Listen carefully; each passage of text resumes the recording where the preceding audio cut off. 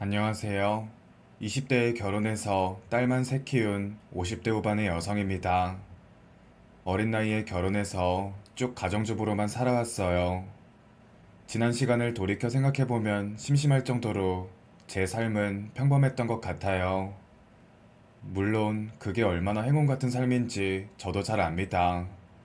그래서 딸 셋 대학만 보내면 가정주부로서 은퇴하려고 굳게 마음을 먹고 있었죠. 저요, 가정주부로서 제가 할 일은 충분히 해냈다고 생각해요. 왜냐면 저는 하나도 보내기 어려운 명문대에 딸 셋을 다 보냈으니까요. 그런데 최근 잔잔했던 호수에 폭풍이 몰아쳤어요. 그 과정에서 저희는 시댁에서 말도 안 되는 차별을 받아서 억울했죠. 그래서 이렇게 사연을 쓰게 되었습니다. 남편은 어릴 때부터 아주버님과 차별을 받아왔다고 늘 제게 말을 해왔습니다. 왜냐면 아주버님은 공부를 잘해서 좋은 대학을 나왔거든요. 집안의 자랑이었죠. 그래서 늘 시아버지를 기쁘게 해주었고요. 반면 남편은 어릴 때 그렇게 공부를 못했대요. 왜 그렇게 공부머리가 다른지 모르겠지만 그래서 말도 안 되는 차별을 받으면서 서럽게 컸다고 하더군요. 하지만 지금 둘은 어떤지 아세요? 아주버님은 허울이 좋아 시간 강사이지 거의 반백수인 상태예요.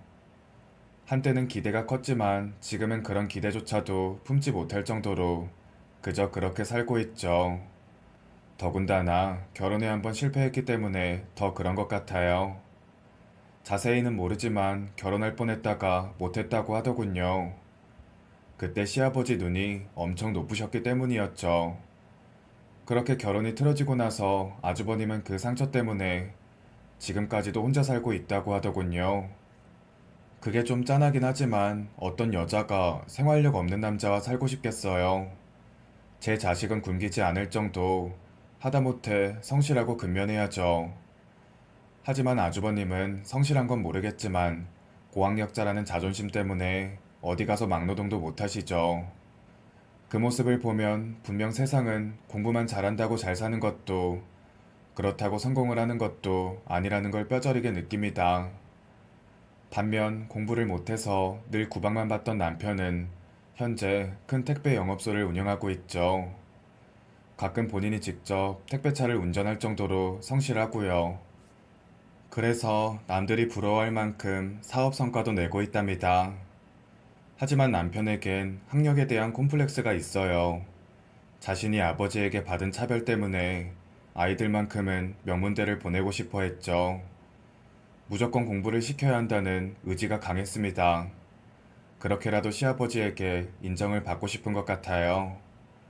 어찌됐든 남편의 마음을 누구보다 잘 알기에 저는 딸들을 명문대에 보내기 위해 그동안 많은 노력을 기울였죠.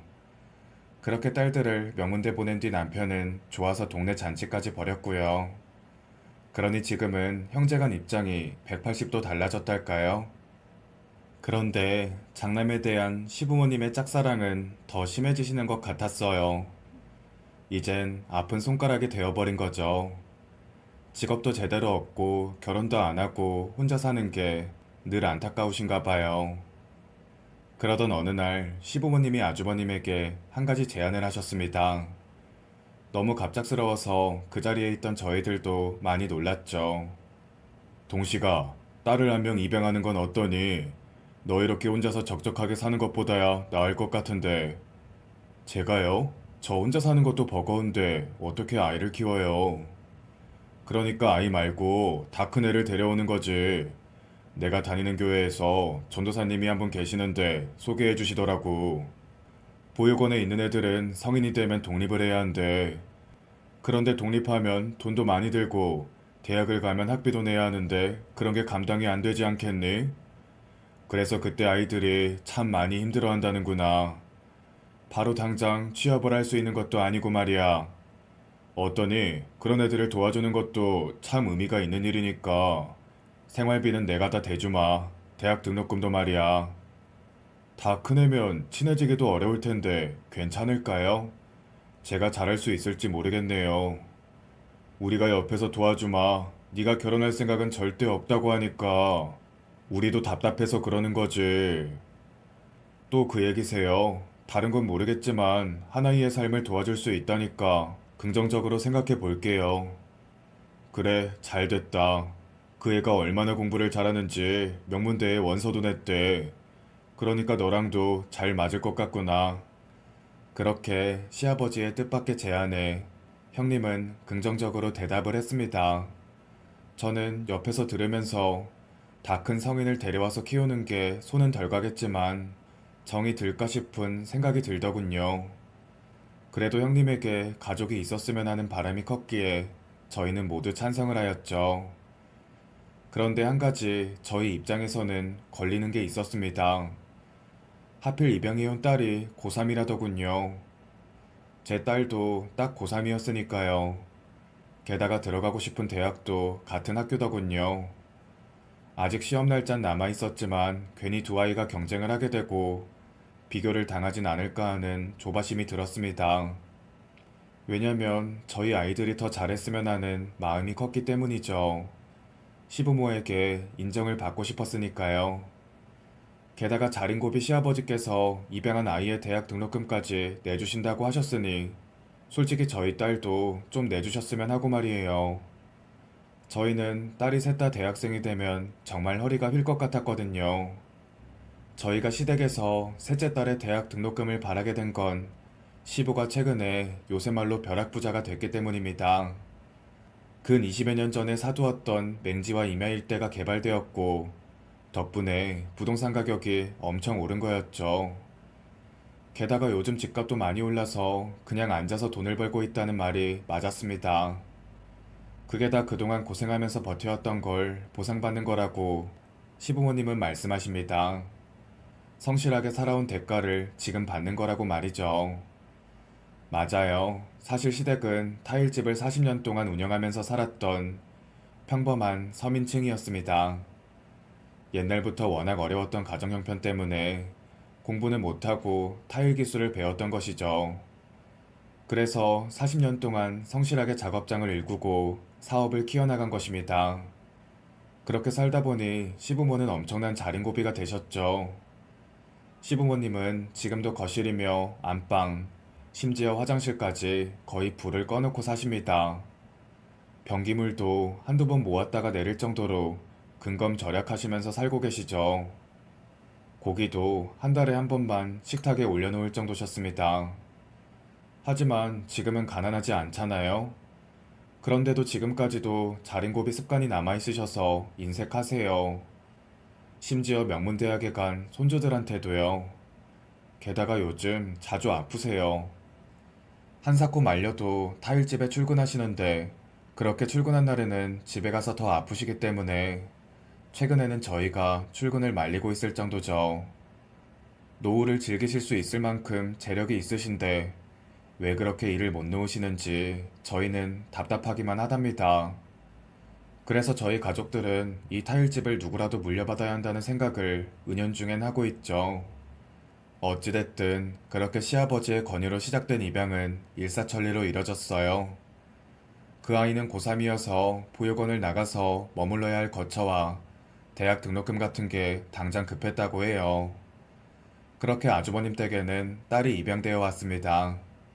저희는 부담스러워할까봐 당일에는 방문하지 않고 추후 가족 모임에 데려온다고 해서 그때 얼굴을 보기로 한 상태였습니다.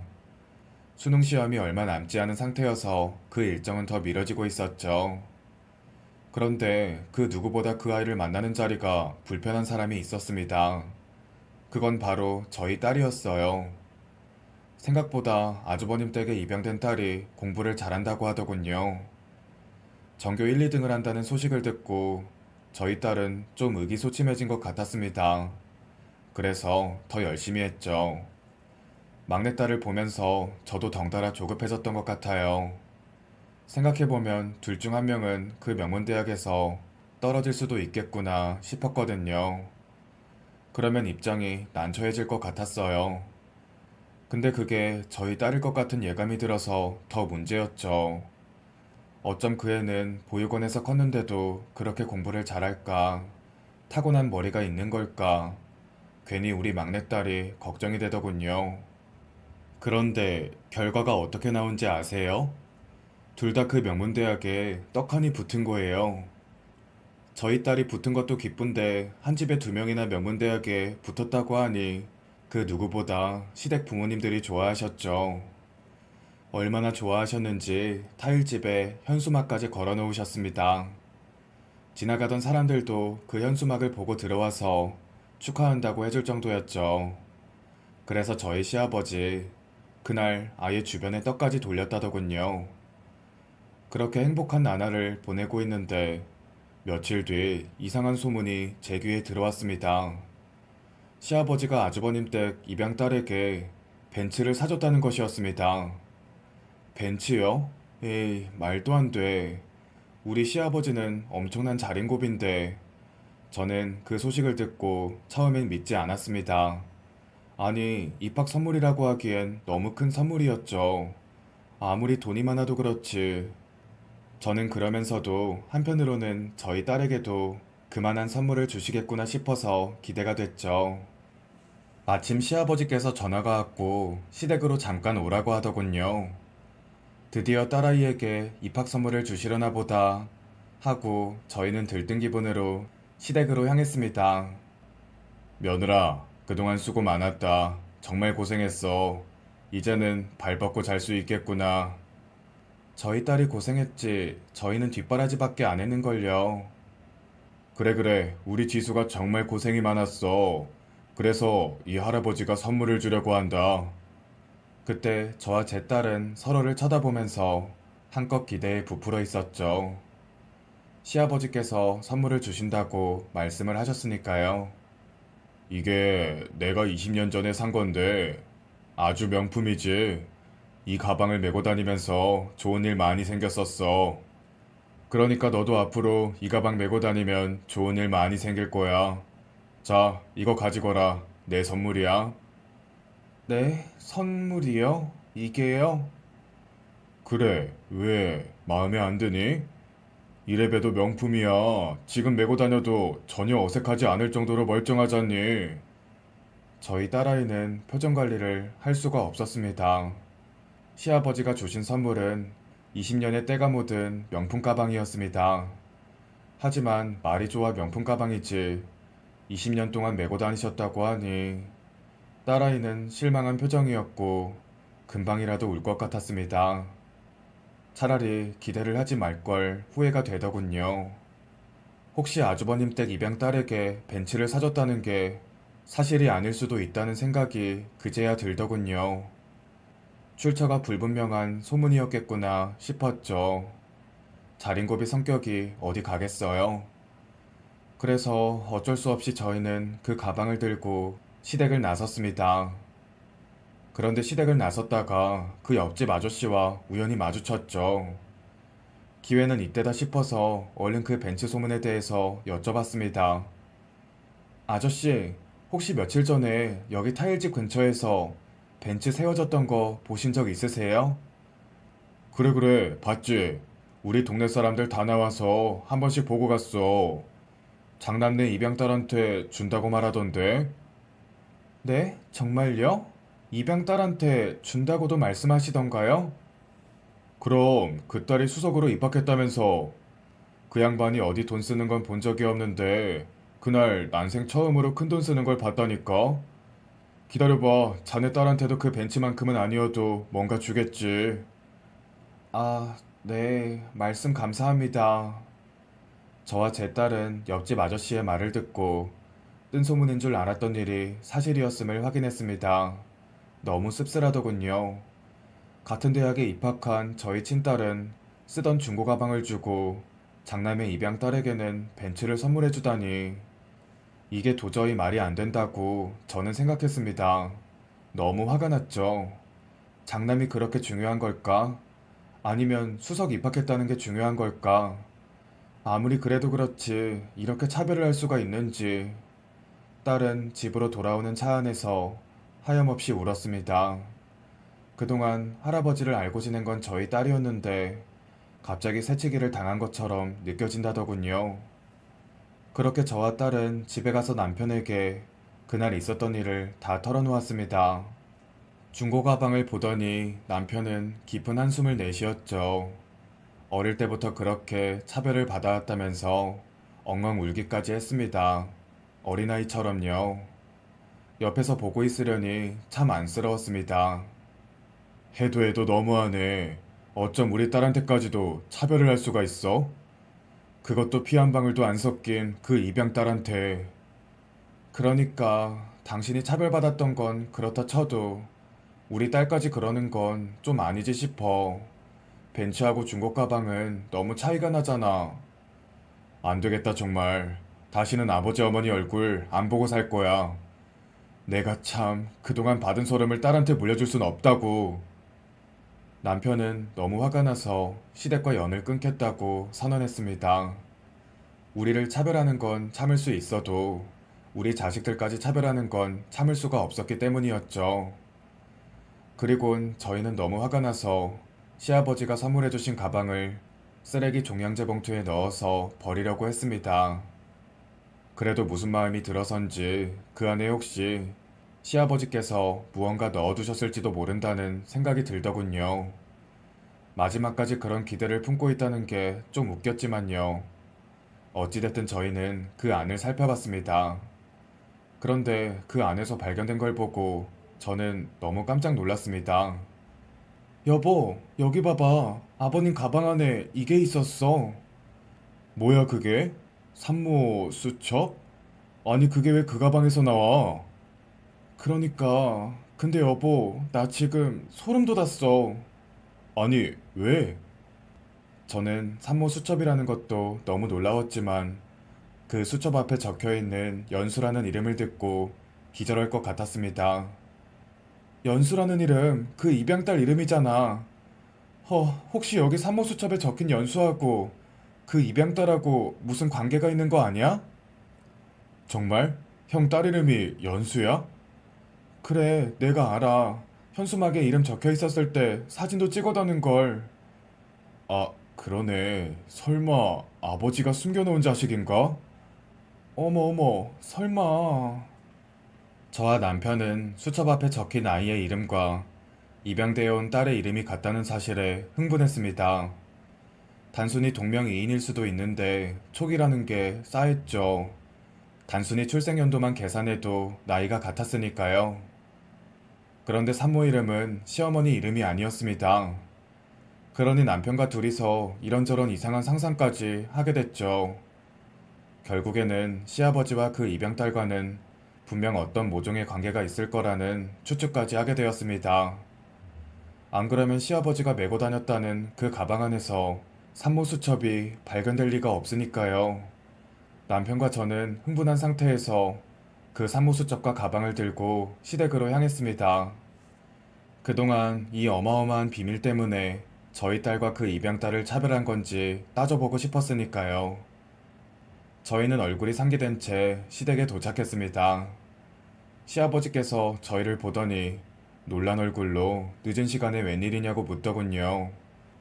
아버지, 솔직하게 말씀해주세요. 형네 입양딸하고 아버지하고 무슨 사이예요? 아니 너희들 지금 갑자기 찾아와서 한다는 말이 그게 다 무슨 말이냐? 흥분하지 말고 천천히 알아듣게 얘기해보렴. 아버지, 도대체 저희한테 뭘 숨기시는 거예요? 그 가방에서 저희가 뭘 발견한지 아세요? 얼른 말해보세요. 이런 산모수첩이 왜 그 가방에서 나오는지. 저는 손에 들고 있던 산모수첩을 시아버지에게 내밀었습니다. 그걸 보더니 본인도 너무 놀라서 눈이 휘둥그레지더군요. 그래서 그 딸하고 우리 딸하고 차별했어요. 형님네 입양딸이 혹시 아버지 자식이에요? 혼외자 그런 거냐고요? 뭐? 아니야. 그런 거 아니야. 그게 왜 거기 있니? 그럼 이 수첩은 뭐고 그 수첩에 적힌 이름하고 입양딸 이름하고 같은 이유도 말해보세요. 남편은 흥분한 상태에서 시아버지한테 다그치듯이 물었습니다. 그 산모수첩 때문인지 시아버지는 변명도 제대로 못하고 계셨죠. 그런데 그때 시어머니께서 거실에 와서 앉더니 조용히 하라고 하더군요. 그만해라. 진정하고 내 얘기 좀 들어봐라. 니들이 오해하는 거 다 이해한다만 이렇게 소리 높여서 싸우면 좋을 게 없잖아. 엄마도 아빠 혼외자 있는 거 다 알고 계셨어요? 아, 그래서 엄마가 딸 입양해오자 한 거였어요? 아니 도대체 어떻게 그걸 이해해요? 엄마는 속 안 터졌어요? 어떻게 불륜해서 낳은 자식을 이렇게 집안으로 들이셨어요? 네? 엄마는 속도 없어요? 답답하겠지. 근데 번지수가 틀렸어. 아무리 그래도 이 양반이 바람을 피웠겠니? 아니, 그럼 도대체 누구 딸인데요? 네? 답답하니까 얼른 말해봐요. 누구 친척 중에 있어요? 남편은 여전히 흥분한 상태로 시어머니한테 누구냐고 물어봤죠. 본인도 답답한데 어머니까지 그 비밀을 다 알고 있다고 생각하니 더 화를 냈어요. 그런데 어머니의 표정으로는 분명 시아버지의 자식은 아닌 것 같았습니다. 저희는 너무 답답해서 어머니를 쳐다보기만 했습니다. 그게 네 형 딸이야. 친자라고. 네? 그게 다 무슨 말이에요? 형이요? 그래, 그게 다 우리 엿보고. 저와 남편은 아주버님의 딸이라는 사실을 듣고도 너무 놀랐습니다. 거기까지는 저희도 생각을 못하고 있었죠. 그런 저희에게 시어머님께서 충격적인 옛날 이야기를 털어놓으셨습니다. 그러니까 20년 전 어느 날 어리고 예쁘장한 한 여자가 집으로 찾아왔다더군요. 등에는 포대기에 싼 아이를 업고 있었다더군요. 모르는 여자여서 시어머니는 무슨 일이냐고 물었고 그 여자는 아주버님의 아이를 뵈서 아이를 낳았다고 고백했다고 합니다. 그런데 아주버님이 연락이 안 돼서 이렇게 찾아왔다고 했다는군요. 그 말에 집안이 발칵 뒤집혔죠. 명문대학에 다니면서 앞길이 창창할 것만 같았던 장남에게 아이가 생겼다니 그래도 웬만하면 그 아이를 받아들일 생각이셨답니다. 근데 그 애가 집안 형편도 너무 어려운 아이였고 여상 나와서 공장에 다니면서 하루하루를 힘들게 살고 있는 아이였어. 부모도 없고, 그래서 우리는 고민 끝에 그 아이만 주고 가라고 하고 그 여자애를 다시 집 밖으로 내보냈지. 방 하나 얻을 만한 돈은 쥐어주고 다시는 연락하지 말라고 해서 돌려보냈단다. 저와 남편은 시어머니의 기가 막힌 얘기를 들으면서 한숨만 푹푹 쉬었습니다. 이제야 조금씩 비밀이 풀리는 것 같았죠. 하지만 답답했습니다. 시어머니는 이후 그 아이를 보육원에 맡겨버렸다고 하더군요. 그러면서 그 아이를 보육원에 맡기고 나오던 날 눈이 펑펑 내렸는데 너무 미안해서 그 앞에서 울부짖었다고 말이죠. 그렇게 형님과 그 여자는 헤어지게 됐습니다. 그래서 아주버님은 결혼할 뻔한 여자와 헤어져서 다시는 여자를 안 만나게 됐다더군요. 그때의 그 상처가 너무 컸기 때문이었겠죠. 왜냐면 그 여자는 그 아이를 두고 간 뒤 모습을 감춰버렸다고 해요. 시아버지와 시어머니는 그 비밀을 평생 간직하면서 살자고 약속했다고 하더군요. 그러니까 그 말은 아주버님은 입양딸이 실제 친딸이라는 것도 친딸이 있을 수도 있다는 것도 전혀 모르고 있다는 말이었습니다. 그동안 여러 번 데려오려고 했는데 그게 마음처럼 쉽게 안 되더라. 그래서 매달 학원비 보내줘서 공부를 마음껏 할 수 있게 후원만 해줬지. 그렇게라도 죄를 씻고 싶었으니까. 우리도 데려오는데 이렇게 오래 걸릴 줄은 몰랐어. 그때 그냥 그 여자랑 결혼하게 놔둘 걸. 그게 다 부모 욕심이었지. 시아버지와 시어머니는 눈물을 훌쩍거리면서 지난 날을 반성하고 있었습니다. 이제 와서 달라질 건 없었지만 죽기 전에는 그 아이를 데려와야겠다고 늘 다짐하면서 살았다더군요. 그러다 벼락부자가 된 뒤 용기가 생겼고 때마침 아이가 독립을 해야 했기에 마음을 먹었다고 하더군요. 그런데 그때 쿵 철퍼덕 하는 소리가 복도에서 들려왔습니다. 아무도 없는 줄 알았던 거실 복도에서 누군가가 주저앉는 소리였습니다. 어머, 아주버님이 어쩐 일로... 네, 바로 아주버님이셨습니다. 그러니까 저희가 하는 얘기를 뒤에서 다 듣고 있었던 것이죠. 시아버지와 시어머니는 너무 놀라서 얼굴이 하얗게 변해 있었습니다. 언젠가는 다 털어놓으려고 했지만 이렇게 빨리 사실이 밝혀질 줄은 몰랐던 거겠죠. 형, 괜찮아? 우리가 하는 얘기 다 들은 거야? 그래, 그 애가 내 친딸이었다니 말도 안 돼. 어쩐지 뭔가 나랑 비슷하단 느낌이 들더라고. 아, 그것도 모르고. 그날 아주버님은 충격을 받은 나머지 바로 집으로 돌아가 버리셨습니다. 시아버지와 시어머니는 그런 아주버님을 잡지도 못하고 가만히 서 있었죠. 며칠 후 아주버님은 딸이 받은 벤츠를 시댁으로 다시 돌려보내기까지 했습니다. 그 여자와 억지로 헤어지게 한 것도 그 딸이 있다는 사실을 지금까지 속인 것도 너무 화가 나서 다시는 시댁에 오지 않겠다고 화를 내셨죠. 시아버지와 시어머니도 그날 이후 식음을 전폐하고 누워버리셨습니다. 그렇게 집안은 쑥대밭이 되었습니다. 아마도 이 관계가 회복되려면 오래 걸릴 것 같았죠. 아니, 어떻게 시부모님은 그동안 그 엄청난 비밀을 숨기고 계셨을까요? 그 여자가 마음에 안 들어도 그렇지 애까지 낳았는데 결혼시키지도 않으시다니. 집안 제사 때에도 아주버님은 얼굴을 비치지 않았습니다. 그렇게 한두 달이 지났을까요? 아주버님이 타일집으로 찾아왔습니다. 얼굴엔 그동안 얼마나 마음고생을 했는지 턱수염이 덥수룩하게 자라 있었죠. 형? 얼굴이 그게 다 뭐야? 그냥 좀 귀찮아서 안 깎은 거야. 근데 말이야, 타일 기술 어렵냐? 어렵긴 하지. 그래도 배우면 누구나 할 수 있어. 왜, 형이 해보게? 그냥 솔직히 돈이 없어서. 나만 혼자 살 땐 괜찮았는데 딸이 있으니까 이제 돈을 벌어야겠더라고. 형, 정말 잘 생각했어. 이 타일집 어떻게 해야 하나 고민했는데 형이라도 맡아주면 좋지. 이렇게 집안에 작은 변화가 조금씩 생겨나기 시작했습니다. 백수나 다름없던 아주버님은 딸이 생겨서 그런지 생활비라도 벌기 위해 기술을 배우기 시작하셨습니다. 전에는 늘 집에서 책만 읽고 고상한 척만 하던 아주버님이었는데 아마도 누군가를 책임져야 한다는 생각이 드니까 변할 수 있었다는 생각이 들더군요. 공부를 잘하는 딸이니 유학도 보내려면 돈을 벌어야 했죠. 그리고 그 과정에서 시아버지와 아주버님의 관계도 조금씩 변해갔습니다. 처음에 친딸이라는 걸 알았을 때에는 그렇게 화를 내면서 인연을 끊을 것처럼 굴었었는데 당장 먹고 살려면 시아버지의 도움이 필요하다는 걸 깨달은 거겠죠. 그리고 시아버지께서도 장남에게 과거의 일들에 대해 진심으로 잘못을 빌었으니 가능했죠.